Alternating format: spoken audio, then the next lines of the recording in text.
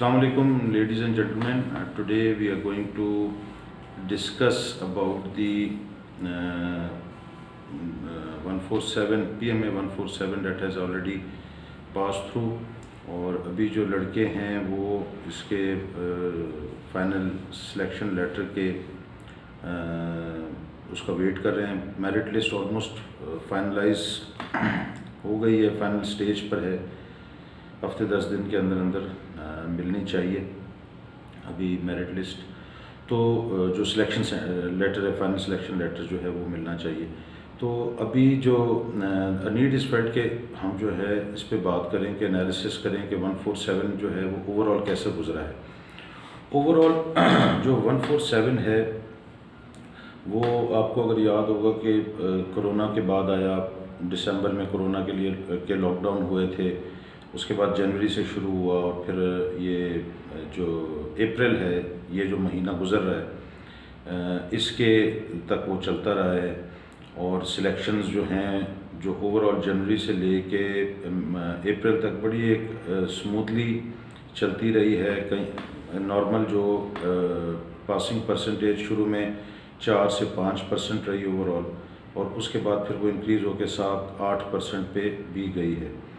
तो 7 to 8% जो है वो गई है, जो कि पिछली दफ़ा की तरह के ही आईसीएस भी जो हुए हैं उसी से रिलेटेड है। बट इसमें 147 की ख़ास बात ये थी जो कि एनालिसिस हमें बड़े ज़रूरी हैं फॉर दी फोर्थ कमिंग, क्योंकि 148 PMA 148 की अप्लाई आ गई है। तो उसमें अप्लाई करने से पहले हमें एनालिसिस डेफिनेटली करने चाहिए। 147 जो है एक तो चेंजेस काफ़ी उसमें आई हैं, computerise system Aahista Aahista convert हो रहा है। और मैंने अपनी पहले वीडियोस भी बनाई हुई थी कि उसमें थोड़े से ऐसे आया है ख़ास तौर पे, और ऐसे की भी जो काफ़ी वेटेज आ गई है उसमें। इस तरह जो है साइक के इंटरव्यू भी शुरू हुए हैं, पहले भी थे साइक के इंटरव्यू, लेकिन अभी वो एक लिमिटेड बंदों के होते हैं जिन पे कोई डाउट होता है। तो ओवरऑल अगर हम देखें कि 147 में हुआ क्या है, 147 में जो सिलेक्शन हुई है वो सिलेक्शन जो है वो इस तरह की हुई है कि जो लड़का अक्ल व शऊर रखता था, जो लड़का सोचता समझता था, उसकी तो सिलेक्शन डेफिनेटली हुई है। और उसके अलावा जो बैकग्राउंड है वो बड़ा मैटर कर रहा था। जो मैंने अब हमारी एकेडमी के लड़के भी माशाल्लाह पास हुए हैं और बड़ी अच्छी परफॉर्मेंस दी है। बहुत से लोग एच पे रहे हैं, री कमांड टास्क उनके हुए हैं और वो अल्टीमेटली सिलेक्ट नहीं हुए, कुछ सिलेक्ट नहीं हुए और कुछ माशाल्लाह सिलेक्ट भी हुए। तो उनको देख के और ओवरऑल जो हम एनालिसिस करें कि जिस लड़के का एजुकेशनल बैकग्राउंड बहुत अच्छा है, मतलब educational background in a sense दो तरीके हैं, दो तरह के एजुकेशनल बैकग्राउंड है। एक तो ये कि उसने अच्छी स्कूलिंग की है, अच्छे इंस्टीट्यूट से पढ़ा है और अच्छे इंस्टीट्यूट का उस पर असर भी हुआ है। ये नहीं है कि खाली इंस्टीट्यूट का ठप्पा लगा लिया और इंस्टीट्यूट का ठप्पा लगा के उसने कहा जी कि मैं तो बहुत अच्छा कि इंस्टीट्यूट का ठप्पा लग गया तो बस मैं बहुत ही पुतरम खान हूँ।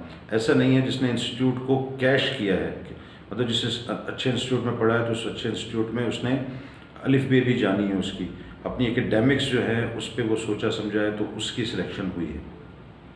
इसी तरह जो रूरल एरिया के या जो बैकवर्ड एरिया के लड़के थे उनकी भी सिलेक्शन हुई है और होती है। उनकी हुई है जिनका एजुकेशनल बैकग्राउंड जो है, जिन्होंने पढ़ के पास किया, जिन्होंने मेहनत करके पास किए हैं, अपने नंबर लिए हैं, चाहे वो 60% से ऊपर लिए हैं, चाहे वो 90% लिए हैं, लेकिन पढ़ के लिए हैं, वो पास हुए हैं। पढ़ने का मतलब जो है वो आप बेहतर समझ रहे होंगे कि जो है इधर उधर से चीटिंग वाला खाता भी पाकिस्तान में बहुत है। तो उस खाते से या उसने अपनी बेसिक सही नहीं की और उसने नंबर लेने की सिर्फ कोशिश की है, बायो को बायोक्रोक और कई से भी जो भी मीन्स उसको हासिल हुए हैं उसने नंबर लिए हैं और अपनी बेसिक उसने स्ट्रॉन्ग नहीं की, तो उसकी सिलेक्शन नहीं हुई। और उनकी सिलेक्शन हुई है रूरल एरिया की, जिन्होंने पढ़ के पास किया, अपनी बेसिक्स उनकी स्ट्रॉन्ग थी और उनकी उन्होंने अलिफ बे कोई उनको आती थी। दूसरी बात ये जो बड़ा इम्पॉर्टेंट चीज़ चली है, इंग्लिश लैंग्वेज। इंग्लिश लैंग्वेज में जो अंग्रेज़ गोरे तो हम हैं नहीं, मैंने पहले भी अपनी वीडियो में बताया है कि हम कोई अंग्रेज़ तो है नहीं, ना ही हम अंग्रेज़ दान हैं, but we should be knowing a little bit, we should be able to convey our point. अगर आप कभी देखें ना, बांग्लादेश के, श्रीलंका के, इंडिया के, ये हमारे रीजन है, हमारे इलाके के लोग हैं, तो इनकी जो ऑफिसर्स जो इसमें भर्ती होते हैं या जो कमीशन लेते हैं, they are as far as their English are concern, they उनकी एजुकेशन बैकग्राउंड बहुत ज़बरदस्त होता है और वो दे शुरू से ही उनके यहाँ इंग्लिश वाला खाता है। ये वाला तो है नहीं कि हमारा पठान जो है वो पठान पश्तो बोल रहा है गांव में, को पंजाबी है तो पंजाबी में लगा हुआ है अपने इलाकों में, या सिंधी है, बलूची है, जो भी है, लेकिन वहाँ जो डिफरेंट है, वहाँ जो बेसिक एजुकेशन सिस्टम है वो इतना ज़बरदस्त है कि लड़के जो हैं वो उनकी इंग्लिश माशाल्लाह बहुत ज़बरदस्त हो जाती है। तो इफ़ यू सी देम कि उनकी जो सिलेक्शन क्राइटेरिया है वो बहुत अच्छा है और सेम उन्हीं की तरह का हमारा भी है, पाकिस्तान का भी है, बट उनके पास एक अच्छी लॉट आ जाती है as far as education is concern, as far as English is concern. तो उनके पास वो इंग्लिश बोलने वाले बड़े अच्छे लड़के होते हैं, हमारे पास इंग्लिश बोलने वाले अच्छे नहीं होते। तो उस कहने का मतलब है कि 147 में उन लोगों की सिलेक्शन हुई है जिनकी इंग्लिश अच्छी थी। इंग्लिश अच्छी नहीं थी, फिज़िकली वो बहुत घोड़ों की तरह भागने वाला था और फिज़िकली बहुत फिट था, सिलेक्शन पे आगे नहीं जा सका, क्योंकि सिर्फ प्रैक्टिकली तो नहीं देखना ना कि उसको कोई अक्ल और शऊर रखने वाला बंदा भी हो जो अपनी बात कन्वे भी कर सकता हो। सिर्फ भागने वाला बंदा तो मैंने पहले भी वीडियोस में अपने कहा है कि गधा हमसे ज़्यादा अच्छे सामान ढो सकता है, उठा सकता है, घोड़ा हमसे ज़्यादा अच्छा भाग सकता है, तो वो फिर कैरेट घोड़ा या कैरेट गधा तो नहीं लेंगे ना। तो उन्होंने तो वही लेना है जो कि अक्ल और शऊर रखता हो इंसान लेना है। तो इस वजह से उसकी जिसकी इंग्लिश अच्छी है उसका बड़ा अच्छा चांस बना है और उसने अपनी बात कन्वे कर सका है, बात कन्वे करके इंग्लिश में कन्वे कर सका है, उसकी इंग्लिश लैंग्वेज अच्छी है तो वो सिलेक्ट हुआ है। इसलिए अपनी इंग्लिश की लैंग्वेज की तरफ बहुत ज़्यादा ध्यान, मैंने पहले भी कहा है, वीडियो भी बनाई है कि अपनी इंग्लिश लैंग्वेज की तरफ ध्यान देना शुरू करें, बोलें, घर में बोलें, आपस में दोस्तों में बोलें। दोस्त किस काम के लिए रखे हुए हैं? सिर्फ बैठ के शाम में चाय पीने या ताश के पत्ते खेलने के लिए तो नहीं रखे हुए, या फेसबुक या व्हाट्सएप पे आप एक पोस्ट शेयर करने के लिए तो नहीं रखे हुए। उनसे काम लें, घर वालों से काम लें, अपने बहन भाइयों से काम लें, अपने पेरेंट्स से काम लें। पेरेंट्स नहीं हैं तो सारा दिन आप फेसबुक की खाक छानते हैं, तो try to talk in English. लोगों से आपस में मैसेज करें तो वो भी इंग्लिश में करें, इंग्लिश बोलने की कोशिश करें, तो कुछ थोड़ी सी भी इम्प्रूव हो गई तो आप बड़ा अच्छा आउटपुट दे सकते हैं। दो बातें हो गई, एक तो इंग्लिश वाला, दूसरा एजुकेशन बैकग्राउंड वाला, तीसरा जो नो हाउ रखने वाला। मैंने जो ज़ाती तौर पे देखा है, जो अखबार पढ़ता है, और अखबार पढ़ता ये नहीं है कि उसको घर के लिए रोटी लेने गया तो उसको अखबार में लपेट के दी तो उसने उस अखबार की 4 बातें पढ़ ली। प्रॉपर अखबार का रूटीन बनाता है, दिन में आधा घंटा, नॉट मोर देन दिस, आधा घंटा पढ़ाई मज़े के लिए करनी है, टेंशन के लिए, अज़ाब देने के लिए नहीं करनी। आधा घंटा कॉलम पढ़ता है, ख़ास तौर पे न्यूज़ पढ़ता है, इंग्लिश अखबार, उर्दू भी पढ़ सकते हैं, बट उर्दू से आपकी एक डबल काम लेना, स्मार्ट वर्क करें कि अपनी इंग्लिश भी इम्प्रूव करें अंग्रेज़ी अखबार पढ़ के, और उस पर जो है अपनी नॉलेज भी हासिल करें, क्योंकि जब once you are having the knowledge then you will be able to convey your points either in the group discussion और लेक्चरेट, और डिप्टी प्रेसिडेंट का इंटरव्यू होता है तो वो आपको डेफिनेटली तालीम बड़ा शऊर सिखाती है। तो जो नॉलेज है, जनरल नॉलेज है, वो आपकी उस वक्त अच्छी होगी जब आप अखबार की रूटीन बनाएंगे। इधर उधर फेसबुक पे, व्हाट्सएप पे इधर उधर टाइम वेस्ट करने से बेहतर है कि कोई अपने कैरियर पे ध्यान दें। इंग्लिश जिसकी अखबार पढ़ने की रूटीन थी, उसने भी अपना बड़े अच्छी परफॉर्मेंस दी है ICSB में, बहुत अच्छी परफॉर्मेंस दी है, क्योंकि whatsoever he is getting the topic in the essay, in the lecturate, in the group discussion, वो उसने फ़ौरन उसको कंट्रोल किया, क्योंकि because he was having previous knowledge and that knowledge comes from the reading from of the newspaper. ख़बरें देखें, ख़बरों को सुने, तो वो उससे जिसकी जनरल नॉलेज अच्छी थी उसने भी कन्वे किया।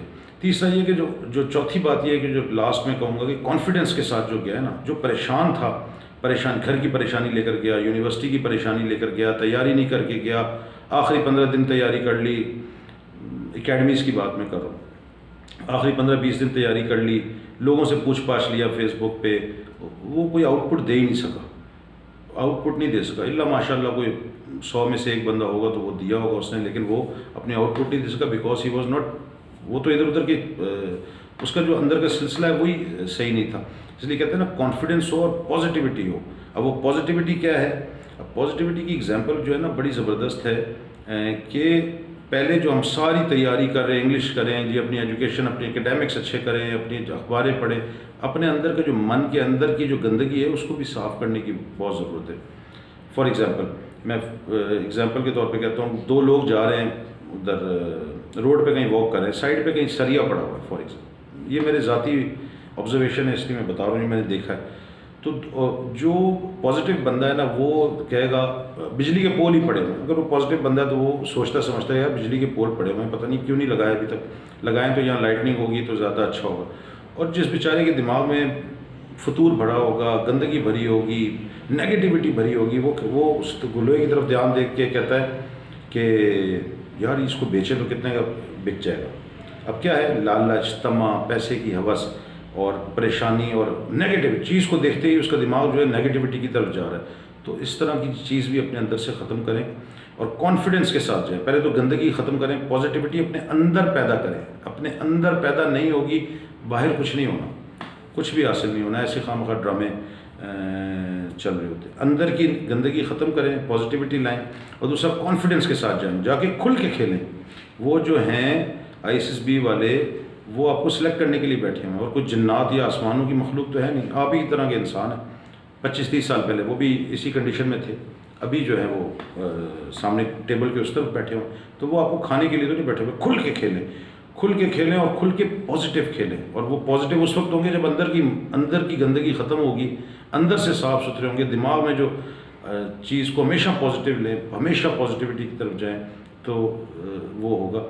लास्ट चीज़ के अपने आप को फेसबुक और व्हाट्सएप के हवाले करके अपना कैरियर तबाह ना करें। This is the time, just you have 3-4 years, 2-3-4 years only you are having, जिसमें आप अपने कैरियर पे ध्यान दे सकते हैं।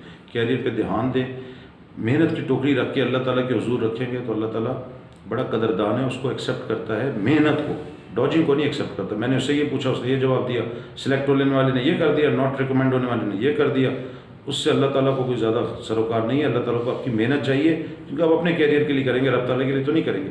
तो मेहनत की टोकरी जब उसके सामने रखेंगे तो अल्लाह ताला फल भी उसका इंशाल्लाह बेहतर देगा। आई होप कि आपकी समझ में जो एनालिसिस छोटे मोटे किए हैं समझ में आए होंगे और आप अपनी कैरियर की तरफ इंशाल्लाह पॉजिटिविटी के साथ आगे बढ़ेंगे। Thank you very much and God bless you. अल्लाह हाफिज़।